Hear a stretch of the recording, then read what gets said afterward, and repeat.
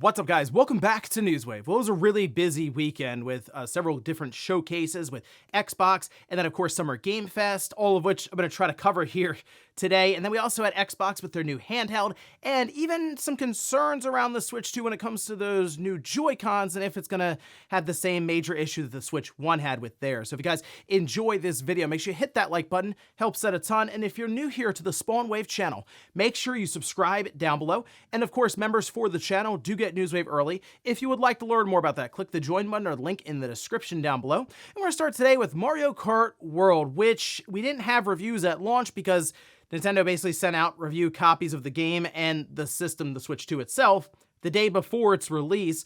Well, now some reviews are starting to trickle in, and we get a kind of an early look at it. You can see here, currently sitting on Metacritic at a 90, which, I mean, it's on 19 critic reviews. Again, we'll see as more come in. I mean, it's generally hard to hold in the 90s, and usually you'll see it kind of fluctuate down, but I guess it wouldn't shock me if it ends up in like the lower 90s in general. Mario Kart games do tend to rate on the higher side here, even though I know there's been a lot of back and forth online around the $80 price tag for it. People have been, of course, getting it in the bundles at $50. So, you know, they're also running with that kind of pricing around it too. And I will say the game itself is very fun. It's a very polished, exciting, fun racing game in the Mario Kart sort of world there. And even though the open world I find kind of empty, it's also sort of therapeutic at times, just kind of drive around and find stuff there. But has been a blast, at least with the family. Very, very good multiplayer game, online or local, especially with the new knockout racing. It is a lot of fun. So we'll see how these reviews continue to roll in as we go along, since it's probably going to be a couple of weeks before we get the whole picture of it. Also, speaking of $80, we did get another game that's now adopted that price point, which you can see over on Steam.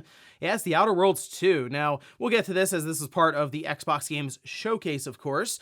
But it was a little surprising because the way Obsidian has kind of been portraying themselves, especially after Avowed, is that they're going to have consistent releases, a good cadence, and they won't all be like big, massive titles or anything. And when I saw Outer Worlds 2, I was kind of thinking it would fall in line with that. But when they push to 80, or if you go with the Premium Edition, which does get you 5-day early access, you know, at that point I start to think, oh wow, this must be a pretty massive game. And that's just kind of what happens with that $80 price tag. It raises expectations like we had for Mario Kart World, and then here also technically with Outer Worlds 2. So again though, it is in Game Pass, but if we're getting to a position where Microsoft is announcing multiple $80 games going into that service this year, which I assume Call of Duty will follow suit on this one, does make you wonder, when is that price increase coming? Because that's just kind of the trend across the industry right now. Oh, and another announcement from that Xbox Game Showcase was Call of Duty Black Ops 7 is indeed coming out at the end of this year. Surprise, another Call of Duty game, which interesting choice for a closeout on something that was incredibly expected. Still though, maybe something that did surprise people is it's not really leaving last gen yet. In fact, over on their website, they do announce that it is coming to the Xbox One and the PlayStation 4. No word, by the way, on Switch 2. However, we did get a comment, apparently from sources with Kotaku, that right now Nintendo, and I guess in this case Activision and Microsoft, are working to bring Call of Duty to the Switch 2, and they'll have more to announce soon, which people were like, oh, there weren't a lot of Switch 2 logos there. So I do think Nintendo, shocking, is going to have a direct here in a couple of weeks for June. And most likely you'll see a bunch of games pop up there that we've already seen, but now with Switch 2 logos. And I do think Call of Duty will be one of those titles. But yeah, we're still not leaving the PS4 or the Xbox One behind, considering this Call of Duty will be supported until then. The next Call of Duty towards the end of 2026. Still got at least another year or so with the PS4 and the Xbox One. And guys, with some of the quick news out of the way, let's get into the bigger stuff. Let's start right away with the Nintendo Switch 2 Joy-Cons. That there's some concern going around right now after a recent teardown, which you can see this image that was posted. This is by iFix, and this is nice because I hate having to take the Joy-Con joystick itself apart. They are the most annoying things to get back together. It has to kind of sandwich all together with metal clips around the edges, and it has to all line up just right, or it's not very accurate anymore. You have to go in and readjust. It's a whole thing.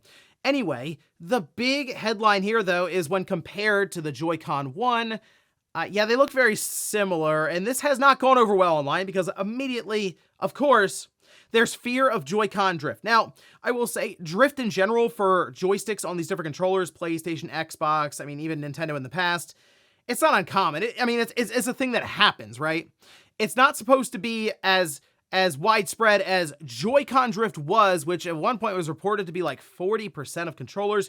Usually you're looking at like single-digit percentages, say, of a generation when it comes to the controllers drifting, but they all tend to have at least some sort of fail rate, right? So when you look at this and then compare it to the previous one, it does look pretty similar. Now I say similar because it's not exactly the same. In fact, if you look at some of the tracks that they have there for tracking exactly where the joystick is, they do appear to be thinner. Apparently it's the like same kind of material and stuff according to iFixit. So of course, we're now waiting for reports to come in for Joy-Con 2 drift, and it will happen. Again, it happens to pretty much all these controllers now because no one's going to Hall effect sensors, at least yet. I will say, though, while that has kind of been the magic bullet solve that people have been calling for, I do wonder if it would have worked in the Switch 2 because, of course, that works off of magnets, and we know there are very, very powerful magnets in the Switch 2 that grab the Joy-Con 2 itself, and that's directly next to the joystick. So I feel like that would have run interference with the Hall effect sensor and could have done all kinds of craziness. They may have even tested it at one point, and that's what they came up with there. So I will say it is disappointing that it didn't seem like they came up with a better solution, but it seems like they've changed it somewhat. They themselves, Nintendo, have said that they have rebuilt this from the ground up, so we'll see if it holds out. However, it looks like Nintendo is at least prepared, as Nintendo did mention that they will replace drifting Joy-Con 2 controllers for free. They have them at least posted up there with a replacement, and then of course you'd send them out to them and they'd send them back. They say the estimated turnaround time is 8 to 14 business days, which isn't great considering you kind of need your Joy-Con 2 to play the system, so you're most likely going to be out there thinking, should I get another set of controllers so I have them for when these are gone, which at that point, unless you need extra ones, it's like you should just buy and replace it and that should be it. We'll see, though. Again, no reports at this time of drifting Joy-Con 2 controllers, but of course, we'll keep our eyes out for that one. Next up, let's talk about the Xbox Games Showcase. It went a bit more than an hour, and then after that, they covered Outer Worlds 2 for quite some time. But I'm going to go through the entire show, line by line, everything that was announced, and then at the end, we'll talk a bit more about the handhelds that they announced there as well that had already leaked out.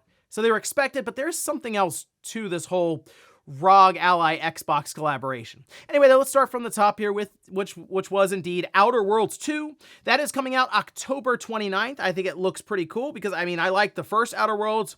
That's sort of what I'm expecting here is just more Outer Worlds, really. But it does look a lot better than the first one, so good stuff there by Obsidian. High on Life 2, that is coming out this winter. Bit surprising to see a sequel already, but I'll take it. I like the first one, so that'd be really cool. Resonance of Plague Tale Legacy. Plague Tale fans pretty excited for this, I'm sure. That is 2026. We had a pretty long spiel about Xbox Play Anywhere, and we'll get back to that when we talk about the handhelds themselves. However, Sarah Bond mentioned that more than 1,000 Play Anywhere titles are available right now. And all the games in show, they say, are Play Anywhere, although there were questions around some of these games. But anyway, from there we had The Blood of Dawnwalker, that's 2026. Super Meat Boy's gone 3D here, and aptly titled Super Meat Boy 3D. Early Access 2026. Ninja Gaiden 4 continues to look awesome, that's October 21st, got that release date. Indiana Jones, The Order of Giants, we have DLC, that is September 4th, 2025. Beast of Reincarnation, oh boy. Pokemon fans are going through it right now because this is Game Freak. Their logo popped up is one of the funniest things ever because then what they proceeded to show shocked everyone. We're so used to them turning in things like the latest Pokemon game that was broken and didn't look very good, and here they are with a game that actually looks just very good visually, and it looks like it'd be kind of fun. I still need to see more about it.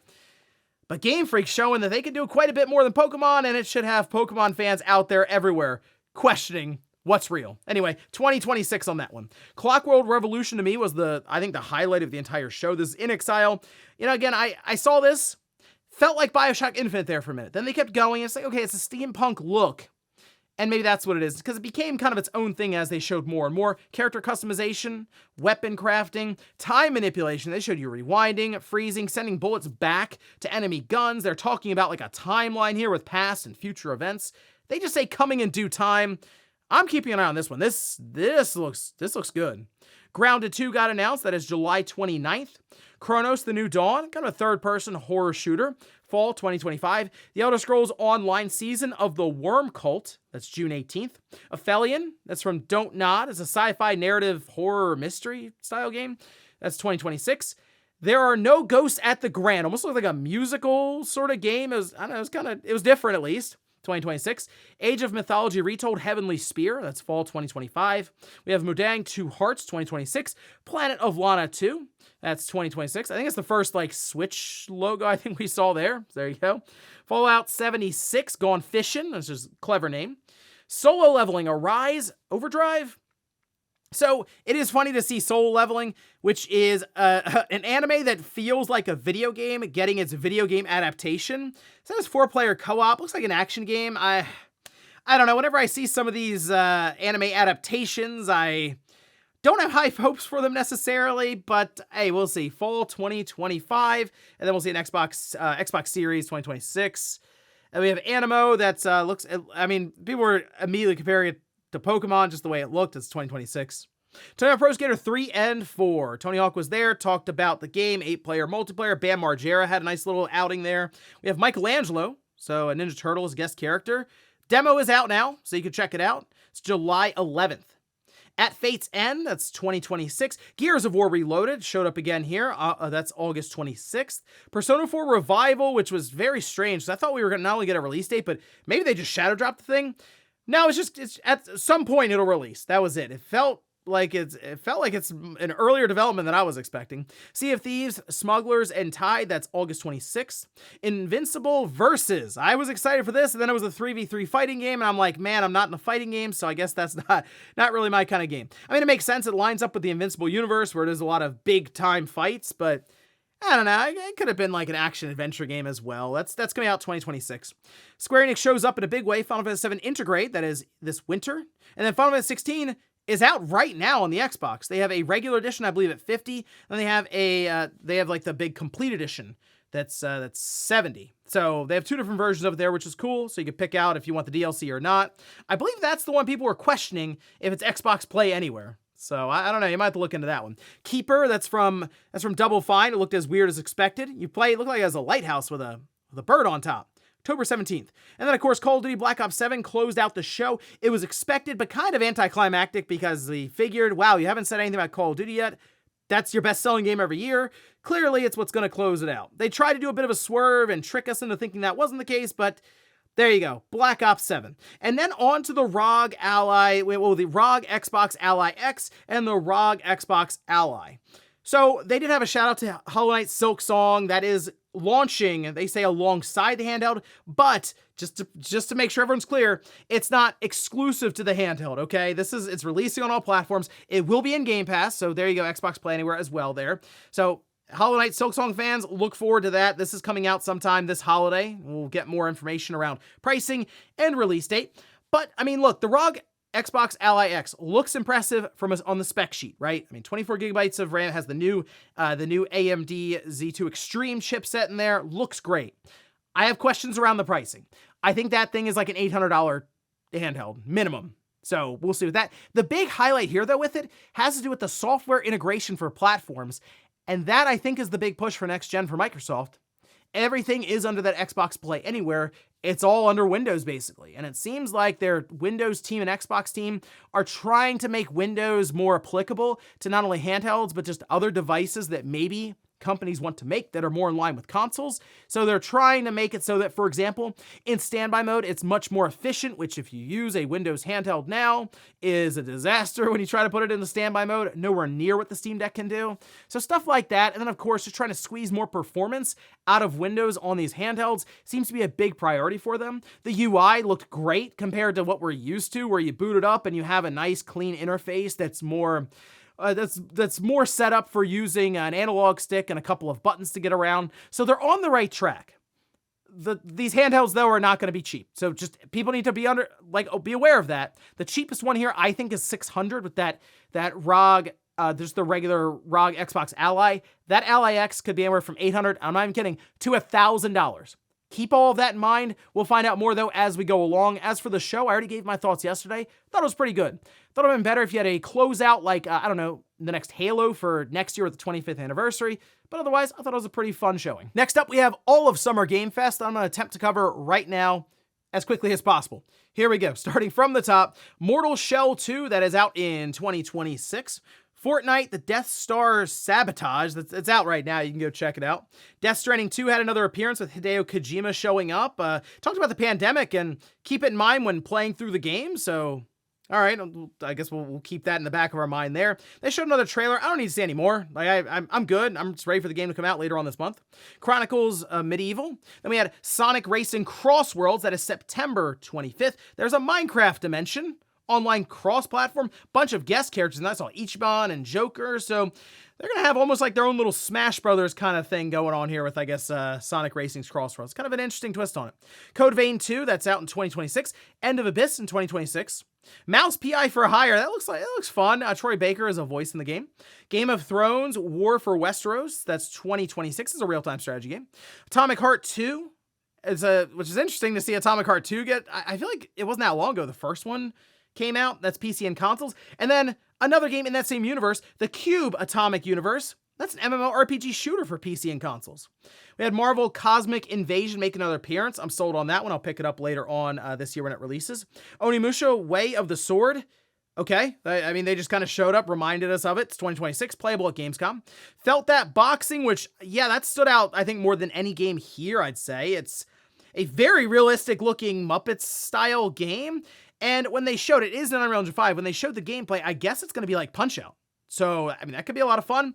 I still need to see this in action, though, when it releases, because it looks a little too good to be true with some of the visuals.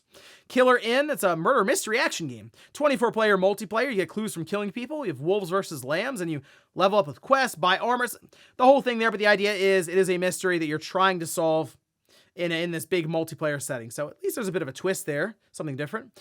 Arc Raiders, that's October 30th, PC, Xbox, and PS5. Dune Awakening, an MMO for PC. The June 10th is the official release, so we'll see that this week.